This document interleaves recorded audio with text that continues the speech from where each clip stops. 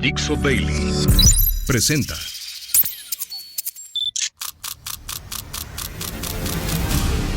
La Vuelta al Mundo en unos minutos. It's a clash between barbarism and civilization. A dangerous world of chaos, death and destruction. La internacional fascista. Yes, she can. Con Nacho Montes de Oca.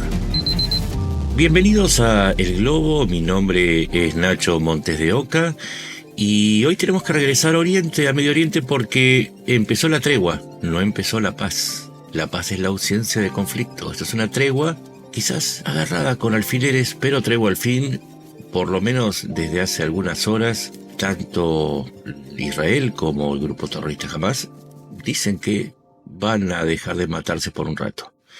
Y es hora de hacer un balance porque, claro, los dos lados reivindican la victoria y lo primero que tenemos que decir es que esto no es ni un partido de fútbol ni una película de superhéroes. Acá en los finales no siempre hay un ganador o un perdedor.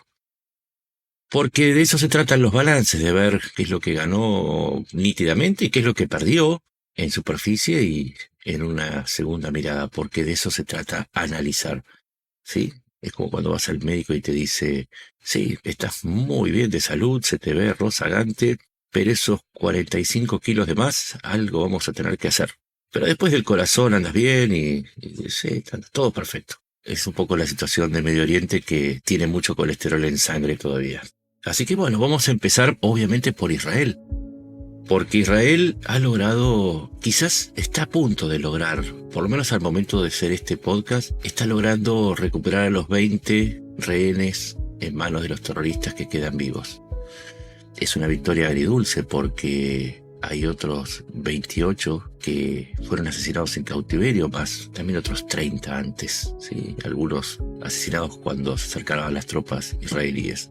Pero lo que logra con esto es ya no estar en manos de los extorsionadores. Saber que donde van a ir no van a haber rehenes tomados el 7 de octubre como escudos humanos.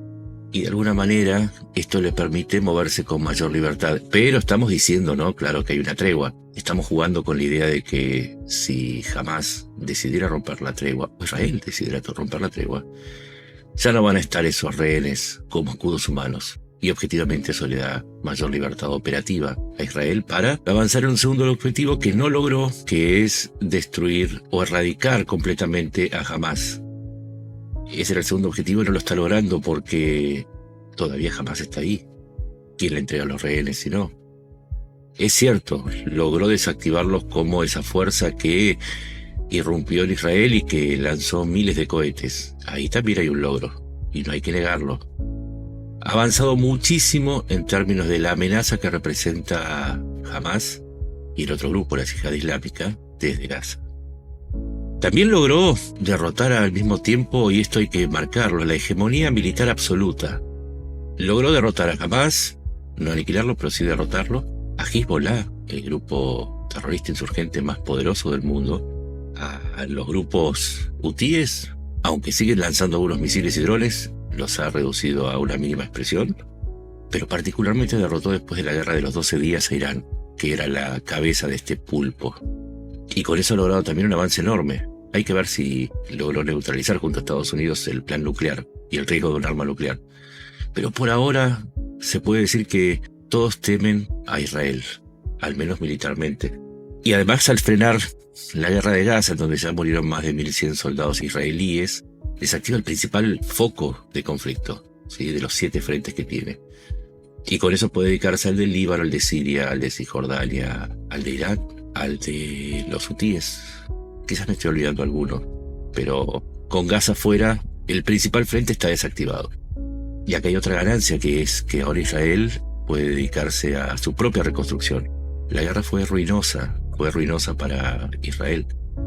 Le ha costado, para darte una cifra, las últimas cifras provenientes del propio Israel, 60.000 pymes han cerrado porque bajó el consumo, porque no hay mano de obra, porque muchos tuvieron que marchar al frente y porque los palestinos ya no pueden entrar en Israel, los que estaban en Gaza o en Cisjordania. Israel se endeudó en casi 50.000 millones de dólares. Y son cifras enormes para un país que tiene un PBI de aproximadamente 600.000 millones. Entonces, también esta pausa le hace muy bien a Israel. Pero además se ganó con esta hegemonía y esta renovación el derecho a volver a atacar, ¿sí? Porque después del 7 de octubre ya no va a pedir permiso y aviso con el ataque a Doha. Ya no va a tener contemplaciones. Y eso se llama disuasión. Me atacás y sabes cuál es la respuesta. Eso ahorra muchas batallas, muchas vidas. Esa disuasión. Es como ese alfenique de 40 kilos que va a aprender artes marciales y que de pronto en una pelea todos se dan cuenta que hay que respetarlo. Bueno, Israel no era un alfenique, pero derrotó a 7 al mismo tiempo. Y sobre todo al más poderoso, al que lo atacó por la espalda el 7 de octubre. Pero no todo es ganancia para Israel porque, como dijimos, no pudo terminar con Hamas. De hecho, no va a poder terminar porque en el acuerdo está previsto que se exilien de Gaza, pero van a ir a Turquía, a Qatar. Y si van a Qatar, acá viene la segunda pérdida. Tienen un santuario porque después de aquel ataque de Israel a Qatar, Estados Unidos firmó un acuerdo por el cual es un protectorado de Estados Unidos. O sea, no puede atacar en Qatar. Así que hay Hamas para rato y uno de los riesgos que corre Israel es que se convierta en un partido político como en aquel momento fue la OLP de Yasser Arafat. Y que diga, yo renuncio, está bien, yo renuncio a la lucha armada. Y por más que Israel y nosotros pensemos que es un grupo terrorista, para muchos palestinos y para muchos árabes va a seguir siendo un partido político. Ese es el riesgo de la supervivencia de Hamas. Y que rápidamente, en 5 minutos, se convierte de nuevo en un grupo violento. En 5 minutos. Lo que está en el ADN permanece en el ADN. Israel tiene otro problema y es que sufrió un enorme desprestigio, perdió la guerra de las relaciones públicas. Y esto se nota en las condenas que sufre a diario de parte de muchos estados y también en su versión más horrenda, que es el antisemitismo. Se ha esparcido el antisemitismo en todo el mundo, en los que creen que atacar a los judíos es una respuesta adecuada para atacar a Israel. Y ahí hay una pérdida social enorme que tiene que encontrar la vuelta, porque se trata del bienestar de muchas personas. Y hay otra pérdida importante asociada con esto, y es que Israel no quiere hablar, no quiere saber nada de la cuestión de los dos estados, es decir, de la existencia de un estado palestino. Y es acá donde hay un ganador, donde perdió Israel, gana Palestina, o los palestinos, como etnia. Porque a partir de ahora la cuestión palestina está planteada en el punto 19 del plan de paz de Trump, está mencionada la necesidad de un diálogo con los palestinos. Y de hecho, desde el 7 de octubre del 2023, un total de 15 países se sumaron al reconocimiento del Estado palestino, entre ellos Francia, Gran Bretaña, Canadá, Australia, y sigue la lista. Entonces, puede decirse que los palestinos han tenido, por lo menos han cobrado entidad a partir de este conflicto, que es algo donde ganan los palestinos. Están perdiendo no los israelíes, sino el grupo más duro de Israel representado por Netanyahu y el ala más derecha. En Israel hay muchos que creen que tiene que existir el Estado palestino. Pero también esta crisis demostró que los palestinos no tienen liderazgo, no sabe quién es, con quién se habla cuando se quiere hablar con los palestinos. ¿Se habla con Hamas? ¿Representa Hamas a los palestinos? No. ¿Se habla con el partido Fatah, los asesores de la OLP dirigidos por Abu Abbas desde Cisjordania? No. No, porque tampoco representa a todos. Nadie representa a los palestinos. Los palestinos no supieron construir un liderazgo alternativo al de Hamas, o por lo menos reforzar o fortalecer a los enemigos de Hamas, que son los del Fatah, o crear una opción en la diáspora de esos 15 millones de palestinos. ¿Quién gana también? Qatar. Qatar no solo se convirtió en el protegido de Estados Unidos, sino que además emergió como un país, si querés, tiene el ISO 9002 en negociación. Sin Qatar no se negocia, porque ellos manejan a Hamas, porque Irán ya no puede, porque son los interlocutores, porque fueron los interlocutores también en la crisis siria, porque son los interlocutores también en la crisis del Líbano, y porque tienen además muchísimo dinero. Al igual que Arabia Saudita y Emiratos Árabes Unidos, que eran sus competidores y a veces lo son, pero hoy Qatar pareciera tener, si se quiere, la representación, al menos en estas crisis, del mundo de los Emiratos y sus fondos. ¿Dónde pierde? Bueno, ahora ya no tiene la carta de Hamas porque tiene que desarmar a Hamas para cumplir con los compromisos. Tiene que despegarse de Hamas. Y además, si quiere entrar en Gaza, porque ahora Hamas se tiene que ir de Gaza, tiene que subordinarse a Estados Unidos. Y ahí es donde también hay otro ganador, que es Turquía, que es el otro gran negociador, un enemigo, si se quiere, un adversario de Israel, que también emerge como un gran negociador y aumenta su influencia en la zona junto con Qatar, a expensas de los sauditas y de los emiratíes. Acá hay dos grandes ganadores. Egipto también, porque evitó que la expulsión de los palestinos le llenara el territorio de refugiados. Jordania también. Ambos se resistieron cuando Trump dijo que había que sacar a los gazatíes de Gaza y convertirlo en una grosera ribera turística. Y por supuesto, cuando hablamos de ganancias, sabemos que tenemos que ser objetivos, ecuánimes. ¿Tuvo alguna ganancia jamás? Ese grupo terrorista, ¿tuvo alguna ganancia? Sí. Su propósito era romper los pactos de Abraham, el acercamiento a la normalización de Israel con los países árabes. ¿Lo logró? Sí. Por ahora lo logró. Porque ahora los países árabes están poniendo como condición la discusión de los dos estados, o sea, del Estado palestino. Israel no quiere discutirlo, por lo tanto los pactos de Abraham de momento están en terapia intensiva. Evitó ser aniquilado. Todavía se considera que debe haber entre 8.000 y 5.000 milicianos. Y hay otra victoria de Hamás que tiene que ver con la liberación de 2.000 prisioneros de las cárceles israelíes, la mayor parte, unos 1.900, algunos dicen 1.750. Todos ellos tomados después del 7 de octubre, o sea, algunos que participaron de la masacre o de los combates contra Israel, o sea, veteranos, pero también 250 que son viejos condenados a cadena perpetua por ejecutar actos terroristas contra Israel, es decir, dirigentes de Hamás, dirigentes de la Yihad Islámica y del PLP, que es otro grupo, el Partido para la Liberación de Palestina. De esta manera Hamás va a lograr rehacer alguna de sus fuerzas operativas. Y esto es parte de los pactos, tiene que cumplirlo Israel. Israel también tiene acá otra pérdida, y es que Hamás está fundamentando en algo que, pese a su hegemonía militar, Israel tuvo que admitir. Cuando Trump dijo Israel tiene que cesar los ataques, tuvo que reconocer que pese a su potencia, que depende de los Estados Unidos, y tuvo que obedecer.